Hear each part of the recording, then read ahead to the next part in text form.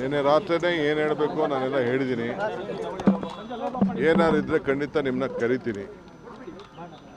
So ಅಂಥದ್ದೇನು ಹೊಸ್ತೇನಿಲ್ಲ. ಈಗ nano conference ಇದೆ, ಅದಕ್ಕೆ ಇನಾಗ್ರೇಟ್ ಮಾಡಬೇಕು. ಕೆಲವು ಎಂಗೇಜ್ಮೆಂಟ್ಸ್ ಇದೆ, ಕೆಲವು ರಿವ್ಯೂಸ್ ಇದೆ. ಎಲ್ಲ ಮಂತ್ರಿಗಳಿಗೆ ನಾನು ಕೂಡಲೇ ನಾಳೆಯಿಂದನೇ ಎಲ್ಲ ಬರ ಪರಿಹಾರಕ್ಕೆ, ಬರ, ಅತಿವೃಷ್ಟಿ, ಅನಾವೃಷ್ಟಿ ಇವಕ್ಕೆಲ್ಲ ಭೇಟಿ ಮಾಡಬೇಕು ಅಂತ ಹೇಳಿದ್ದೀನಿ. ಟೈಮ್ ವೇಸ್ಟ್ ಮಾಡಿಬಿಡಿ ಅಂತ.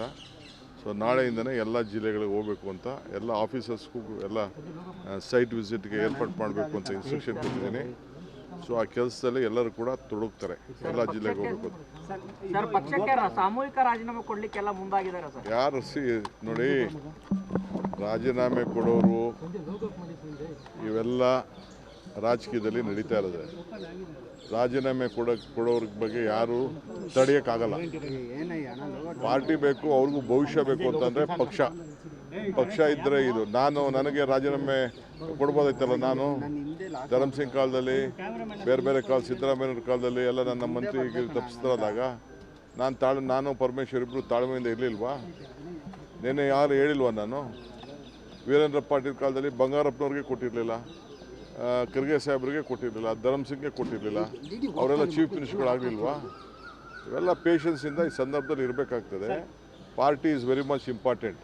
ಯಾರು ರೆಸಿಗ್ನೇಷನ್ ಕೊಟ್ಟರೆ within few minutes I am going to accept. ನಾನು ಈಗಾಗಲೇ ಎಲ್ಲ ನಮ್ಮ ಬೋರ್ಡು, ಕಾರ್ಪೊರೇಷನ್ನು ರಿವ್ಯಾಂಪ್ ಮಾಡ್ತಾಯಿದ್ದೀನಿ. ಎಲ್ಲ ಆಗಲೇ ಟೈಮ್ ಆಯಿತು.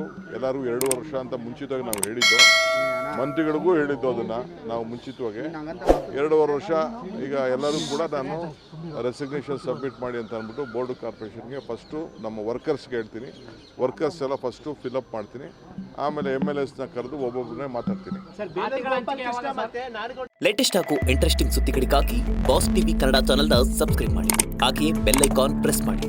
ಇದರ ಜೊತೆಗೆ ಫೇಸ್ಬುಕ್, ಇನ್ಸ್ಟಾಗ್ರಾಮ್, ಎಕ್ಸ್ನಲ್ಲೂ ಮಿಸ್ ಮಾಡದೆ ಫಾಲೋ ಮಾಡಿ.